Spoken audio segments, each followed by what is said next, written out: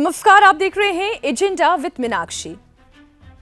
वंदे मातरम, जो कि हमारे राष्ट्र की चेतना, देश के स्वतंत्रता संग्राम का, ओज का प्रतीक है। क्या वंदे मातरम से कांग्रेस पार्टी को परहेज है?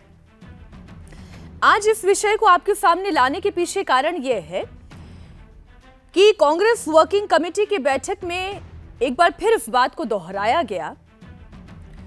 वंदे मातरम का साल 1937 में गांधी, नेहरू, सरदार वल्लभ भाई पटेल की मौजूदगी में जो निर्णय लिया गया था कि वंदे मातरम के केवल 2 पैरा, केवल 2 छंद गाए जाएंगे, उन्हीं छंदों को आज भी कांग्रेस पार्टी अपनाएगी और 6 छंद नहीं गाए जाएंगे। इसे लेकर भारतीय जनता पार्टी ने कांग्रेस पार्टी पर आरोप लगाया कि कांग्रेस पार्टी मुस्लिम तुष्टीकरण की राजनीति करती है। अपने वोट बैंक की वजह से वंदे मातरम गीत को पूरा गाने में उन्हें परहेज है। लेकिन कांग्रेस का कहना यह है कि यह हिंदू और मुस्लिम एकता और इस सद्भावना के प्रतीक की वजह से 1937 में ही जब यह तय कर लिया गया था एक रेजोल्यूशन पास करके कि वंदे मातरम के मात्र 2 छंद गाए जाएंगे, तो फिर अब हम उससे पीछे क्यों हटें? अब कानून ये कहता है, अब इसके पीछे का पूरा इतिहास मैं आपको समझाऊंगी। जो 1936 और 37 का इंटरनेशनल कांग्रेस का रेजोल्यूशन है, उसका भी एक प्रिंट आउट मैं लेकर आई हूँ और इसके पेज नंबर 76 में क्या लिखा हुआ है वो मैं आपको बताऊंगी। लेकिन उससे पहले आप ये समझें कि कानून क्या कहता है। जो वंदे मातरम को कानूनी संरक्षण मिला है संविधान की ओर से, जो अभी हाल ही में मॉनसून सत्र के दौरान सरकार ने बिल पास किया है, वो ये कहता है कि वंदे मातरम के 6 छंद गाना, यानी कि वंदे मातरम जो कि बंकिम चंद्र चट्टोपाध्याय ने लिखा है, उसकी रचना की है, उसे पूरी तरह से गाना होगा और ये कानूनी रूप से मान्य किया जाता है। और अगर ये नहीं गाया जाता है तो फिर जो व्यक्ति नहीं गाएगा या जो व्यक्ति अपमान करेगा उसके ऊपर कानूनी कार्रवाई की जाएगी। अब सबसे पहले ये समझना होगा कि वंदे मातरम को लेकर कानून क्या कहता है। राष्ट्रगीत को लेकर अभी हाल ही के मॉनसून सत्र में जो बिल पास हुआ, जो कानून की शक्ल ले चुका है, उसके मुताबिक वंदे मातरम के पूरे 6 छंद जो कि बंकिम चंद्र चट्टोपाध्याय ने लिखे थे, उसे गाना अनिवार्य होगा। ठीक वैसे ही जैसे राष्ट्रगान जनगण मन जो कि रविंद्रनाथ टैगोर के द्वारा लिखा गया, उसे अनिवार्य किया जाता है। किसी भी राजकीय सम्मान में जैसे राष्ट्रगान को तवज्जो दी जाती है और सम्मान दिया जाता है, ठीक वैसे ही आपको राष्ट्रगीत को भी सम्मान देना होगा। अब कानून ये भी कहता है कि यदि आप ये गीत बजा रहे हैं तो आपको पूरा बजाना होगा, लेकिन यदि आप नहीं बजा रहे हैं तो आप इसे ना बजाएं, लेकिन कहीं बीच में आप इसे नहीं छोड़ सकते। लेकिन रूलिंग ये भी कहती है कि जहां राजकीय कार्यक्रम में, यानी कि चाहे वो विधानसभा का हो, लोकसभा का हो, राज्यसभा का हो, विधायी कार्य का हो, किसी भी तरीके का कोई भी राजकीय कार्यक्रम यदि होगा, प्रशासनिक कार्यक्रम होगा, तो उसमें आपको वंदे मातरम बजाना अनिवार्य होगा। लेकिन अगर कोई व्यक्तिगत, सामाजिक, प्राइवेट कोई भी फंक्शन हो, जैसे कांग्रेस पार्टी की बैठक हो गई या किसी अन्य दल की कोई बैठक हो गई या स्कूल का कार्यक्रम भी हो गया जो कि राजकीय कार्यक्रम नहीं है, ऐसी परिस्थिति में आप वंदे मातरम के केवल 2 छंद गा सकते हैं। वहां पर यह अनिवार्यता नहीं है कि आपको 6 के 6 छंद गाने ही होंगे। और वही बात कांग्रेस वर्किंग कमेटी की बैठक में कहा गया कि हमने 1937 में गांधी, नेहरू, पटेल के समक्ष जो रेजोल्यूशन पास किया गया था कि वंदे मातरम के केवल 2 छंद गाए जाएंगे, हम उसी पर कायम रहेंगे।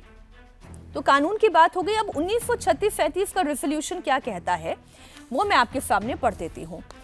इसी रेजोल्यूशन का, जो कि 1936 अप्रैल 1936 से जनवरी 1938 के बीच में ये अलग अलग अधिवेशन होते रहे और उसमें फिर 1937 में रेजोल्यूशन पास किया गया। मैं अंग्रेजी में ये पूरा रेजोल्यूशन आपके सामने पढ़ देती हूँ। The working committee feel that past association with their long record of suffering for the cause as well as popular usage have made the 2 stanzas of this song a living and inseparable part of our national movement.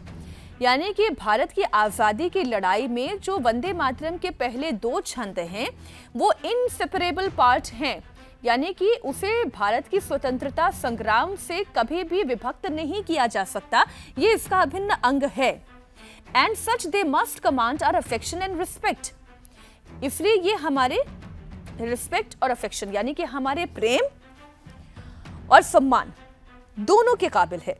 There is nothing in these stanzas to which anyone can take exception, यानी कि इन दो छंदों में ऐसा कुछ भी नहीं है जिसमें कोई भी ये कह सके कि ये एक्सेप्शन है, इसे हटाने की आवश्यकता है। The other stanzas of the song are little known and hardly ever sung, बाकी के जो छंद हैं वो बहुत कम सुनाई दिए गए हैं, बहुत कम गाए गए हैं। They contain certain allusions and a religious ideology which may not be in keeping with the ideology of other religious groups in India. अब यहाँ पर आइडियोलॉजी और रिलीजन यानी कि विचार और साथ ही साथ धर्म की बात आ गई। वो ये कह रहे हैं कि बाकी के जो छंद हैं जिसमें तुम ही दुर्गा दश प्रहरण धारिणी, तुम ही कमला कमल दल विहारिणी, वाणी विद्या दायिनी नमामि त्वाम, यानी कि आप दुर्गा, सरस्वती और लक्ष्मी की वंदना कर रहे हैं, भारत को मां की तरह देख रहे हैं और उनके चरण वंदना की बात कर रहे हैं। तो वो ये कहता है कि एक सर्टेन रिलीजियस ग्रुप है जिनकी आइडियोलॉजी इससे अपने आप को अलग करती है।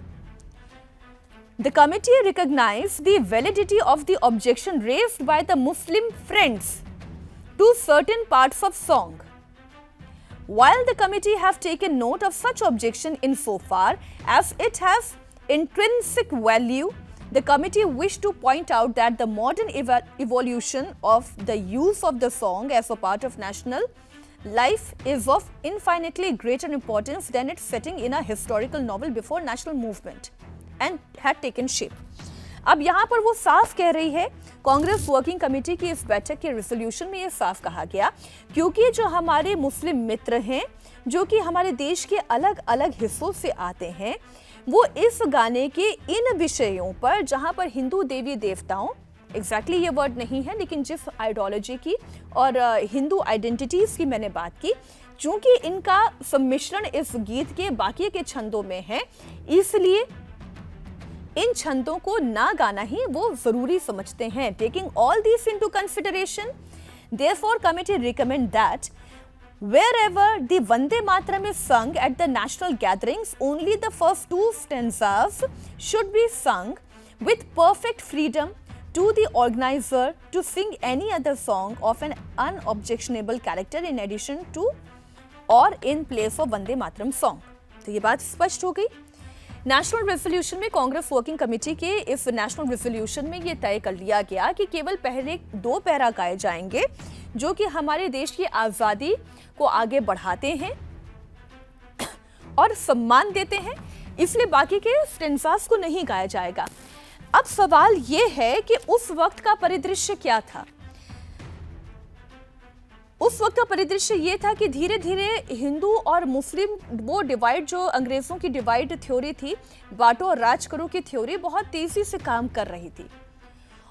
और जिन्ना ने, मोहम्मद अली जिन्ना ने, जिन्होंने पाकिस्तान की नींव रखी, एक मुस्लिम राष्ट्र की मांग की, वो थ्योरी धीरे धीरे शेप में आने लगी थी, वो अस्तित्व में आने लगी थी कि हिंदुओं का हिंदुस्तान, मुसलमानों का एक अलग मुल्क पाकिस्तान होना चाहिए। वो शेप आने लगा था।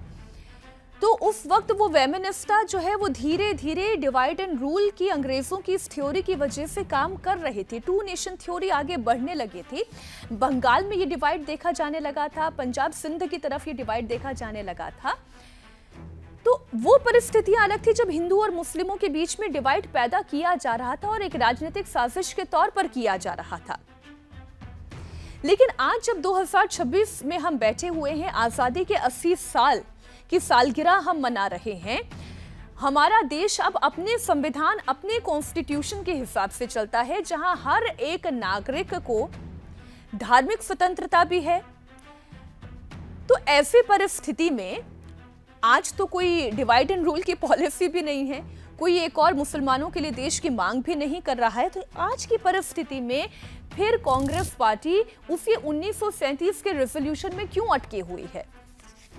ये सवाल तो पूछा जाएगा। अब एक और दस्तावेज का मैं जिक्र यहाँ पर करना चाहूंगी। अब ये दस्तावेज है लेटर टू जवाहरलाल नेहरू। अभी ये दूर से शायद आप नहीं देख पाएंगे, लेकिन मैं ज़रा अपने कैमरा पर्सन से रिक्वेस्ट करूंगी कि ज़रा ये पुराना लेटर दिखाएं। ये भी जो है आर्काइव से निकाला गया है। Letter to Jawaharlal Nehru on the way to Wardha, 18 नवंबर 1937 को। ये हिस्सा आप देखें जिससे कि ये बात एकदम क्लियर हो जाए। Letter to Jawaharlal Nehru on way to Wardha, November 18, 1937। 1937 का ये पत्र है जो महात्मा गांधी ने जवाहरलाल नेहरू को लिखा था, और उसमें राष्ट्र की क्या क्या परिस्थितियां हैं, अलग अलग भागों में क्या परिस्थितियां हैं, उसे लेकर उन्होंने जवाहरलाल नेहरू को जानकारी दी और अपने मन की बात कही। उसमें बहुत सारी बातें हैं, लेकिन उसका जो एक हिस्सा वंदे मातरम से जुड़ा हुआ है वो मैं आपके सामने रखना चाहती हूँ। तो वंदे मातरम को लेकर रेजोल्यूशन पास हो चुका था कि केवल 2 छंद गाए जाएंगे। उसे लेकर ये कहते हैं कि the Vande Mataram controversy has not yet died out. Many Bengalis are sore at heart over the working committee decision. अब वो क्या कह रहे हैं? अब इसमें भी जो डिटेल दी गई है, मैं वो पैराग्राफ आपके सामने पढ़ना चाहती हूँ। Some Muslims have objected to practice the singing of Vande Mataram in certain legislatures. The working committee recommended that whenever and wherever Vande Mataram is sung, the first 2 stanzas should be sung with the perfect freedom of the organizer to sing any other song of unobjectionable character in addition to or in place of Vande Mataram. ये हिस्सा working committee का ही है जो उन्होंने coat करते हुए लिखा। अब वो ये कह रहे हैं कि वंदे मातरम को लेकर कांग्रेस वर्किंग कमेटी ने रेजोल्यूशन तो पास कर दिया, लेकिन Subhash Chandra Bose told me he was trying to calm the atmosphere. यानी कि वंदे मातरम की सभी छंदों को चूंकि नहीं गाया जा रहा है, इसलिए बंगाली समुदाय में इस बात को लेकर नाराजगी है कि आप हमारे राष्ट्रगीत को पूरा क्यों नहीं गा रहे हैं, आप केवल एक समुदाय के दबाव में आकर ये फैसला क्यों ले रहे हैं। और सुभाष चंद्र बोस बंगाली कम्युनिटी को ये समझाने की कोशिश कर रहे हैं, मामले को शांत करने की कोशिश कर रहे हैं। ये बात महात्मा गांधी किसे बता रहे हैं? जवाहरलाल नेहरू को बता रहे हैं। वो ये कह रहे हैं कि मेनी बंगालीज आर सोर at heart over the working committee decision. उनके हृदय में ये पीड़ा हो रही है कि वंदे मातरम का पूरा गायन, माफ कीजिएगा, वंदे मातरम राष्ट्रगीत का पूरा गायन क्यों नहीं किया जा रहा है। और सुभाष चंद्र बोस इस परिस्थिति को संभालने की और लोगों को शांत करने की कोशिश कर रहे हैं। इसका मतलब ये है कि ये डिस्कंटेंटमेंट उस वक्त भी था देश की बहुसंख्यक हिंदू आबादी में, और खास तौर पर चूंकि बंगाली हमेशा से अपनी सांस्कृतिक अस्मिता को लेकर जागरूक रहे हैं। भारत की स्वतंत्रता संग्राम की अगर पहली लड़ाई की आप बात करें जो उत्तर प्रदेश से शुरू हुई थी, मंगल पांडे चूंकि उत्तर प्रदेश के रहने वाले थे, लेकिन वो पोस्टेड कहाँ थे? बैरकपुर में पोस्टेड थे। वहां पे पहली लड़ाई लड़ी गई थी। तब आप ये सोचें कि वो जो 18वीं शताब्दी में पहली जंग लड़ी गई, सोल मोटो क्या था? अपनी आइडेंटिटी, अपनी रीजनल आइडेंटिटी, अपनी नेशनल आइडेंटिटी, हमारा कल्चर, वो हमारे सोल में था। और वही सोल जो है, वही अस्तित्व वंदे मातरम परिलक्षित करता है, लेकिन उसी को आधा अधूरा कर दिया गया। इसे लेकर नाराजगी थी। तो जो ये कहते हैं कि भाई सुभाष चंद्र बोस भी वंदे मातरम के इसी रेजोल्यूशन के साथ थे, तो उन्हें ये हिस्सा भी बताना चाहिए कि सुभाष चंद्र बोस बंगालियों को ये समझाने की कोशिश कर रहे थे कि फिलहाल हिंदू मुस्लिम डिवाइड के बीच ये रेजोल्यूशन पास किया गया है, लेकिन आज की तारीख में जब हम 21वीं शताब्दी में हैं, तब भी यदि अगर हम ये बात कर रहे हैं कि हिंदू मुस्लिम डिवाइड आज भी है, मुसलमानों को अपनी धार्मिक स्वतंत्रता के हनन का खतरा सता रहा है, तो क्या ये वोट बैंक के पॉलिटिक्स नहीं है? और आज की तारीख में ये परहेज जायज है या केवल वोट बैंक पॉलिटिक्स है? इसका निर्णय आप स्वयं कीजिए। आज एजेंडा में बस इतना ही। बहुत बहुत धन्यवाद।